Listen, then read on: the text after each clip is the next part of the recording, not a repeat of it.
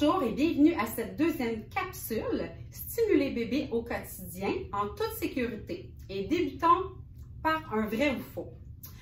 Le meilleur moment pour s'assurer que l'environnement de bébé est sécuritaire est lorsqu'il commence à se déplacer. Qu'en penses-tu, toi, Alexandre? La réponse est fausse. Comme vu dans la capsule numéro 1, le bébé aime se promener, il aime observer son environnement et il est curieux. Le bébé n'a pas conscience du danger. C'est pour ça qu'on doit observer notre environnement avant qu'il se déplace dans la maison. Je vais vous montrer un exercice simple à faire pour pouvoir vous mettre à la hauteur de bébé et pouvoir observer par vous-même les dangers qu'il pourrait y avoir dans son environnement. Ça me permet de me promener à sa hauteur et de voir ce qui pourrait être potentiellement dangereux. Une fleur. Oh, des éclats de ballon. On dirait qu'il y a eu une fête ici dernièrement. J'ai l'impression qu'une fourchette est tombée pendant le repas.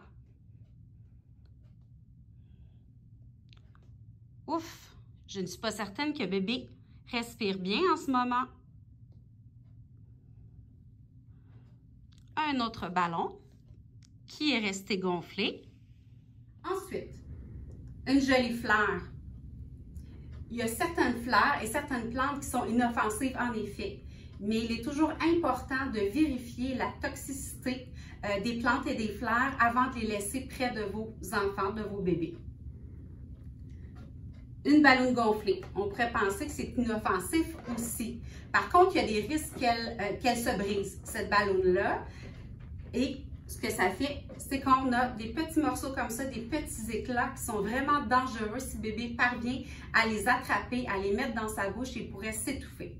Un petit truc simple pour vérifier si les objets sont d'une bonne grandeur pour qu'on puisse les laisser à bébé en toute sécurité est d'utiliser un rouleau comme ça de papier de toilette. Donc, on prend l'objet en question et on le passe à travers. S'il passe de cette façon-là, en fait, c'est qu'il est trop petit. On ne doit pas s'empêcher de faire des activités avec bébé. L'important ici, dans ce que je vais vous montrer, c'est l'importance de bien ranger le matériel et d'utiliser et de faire notre activité de la bonne façon. Laissez-moi vous montrer. Ici, comme activité, ça peut être très intéressant de prendre un simple ballon, une corde. Ne pas oublier la corde, c'est très important qu'elle soit moins de 30 cm. Ensuite, il est possible d'attacher la corde sur la cheville de notre enfant, comme ceci. Donc, ici, l'important, c'est de toujours surveiller notre enfant, comme ceci, et d'observer ses réactions. Vous allez voir, votre enfant va bouger les pieds, va bouger les mains en voyant le ballon se promener près de lui. Ensuite, quand nous avons terminé l'activité, il est important de jeter la corde dans une poubelle. Ensuite, il est très important de jeter le ballon pour ne pas qu'il reste des éclats de plastique. Le bébé pourrait en prendre et les mettre dans sa bouche. Salut Marie-France, ça va bien? Ah, ça va pas si mal. Ben oui, ça va quand même. J'ai un beau bébé en santé. Ah, bon, tant mieux. Moi, des fois, je suis à bout, Marie-France. Je manque de patience. Des fois, je sais plus quoi faire avec mon bébé. Je sens que ça m'envahit des fois. Est-ce que ça t'arrive?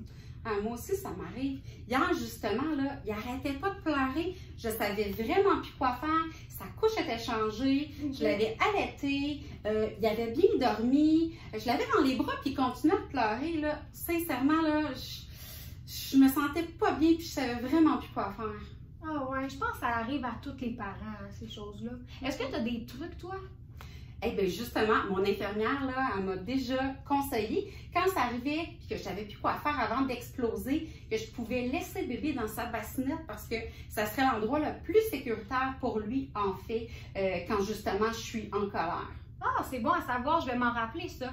Puis moi, mon infirmière, c'est drôle, elle m'a expliqué que c'est important d'avoir une personne ressource, une personne de confiance qu'on peut appeler si on sent justement qu'on est envahi ou qu'on ne sait plus quoi faire. C'est vrai, moi, justement, j'ai pensé en fait à ma mère. Ma mère est tout le temps disponible quand j'ai besoin de parler. Puis tu sais, ça me fait penser aussi, mon infirmière, elle m'a remis un pamphlet qui s'appelle le thermomètre de la colère. Regarde. En fait, là, ben, le thermomètre, il passe du jaune pâle, en haut ici, au rouge foncé. ça nous aide à valider un petit peu comment on se sent à l'intérieur.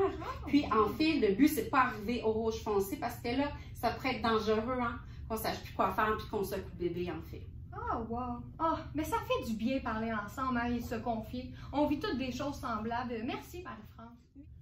En effet, le thermomètre de la colère est un très bon outil pour observer ses réactions face à la colère qui monte quand on ne sait plus quoi faire justement avec bébé. Vous allez pouvoir remarquer qu'il y a une gradation justement de la colère qui s'installe du numéro 1 qui est en jaune pâle au numéro 5 qui est en rouge foncé. Par exemple, au numéro 1, hein, on va avoir des manifestations comme je fronce les sourcils, mes yeux changent, j'ai une boule dans la gorge, à le numéro 5 qui est en rouge foncé, c'est je vais exploser, je crie, je sac après et peut-être que je sers trop fort mon bébé et que je peux le secouer.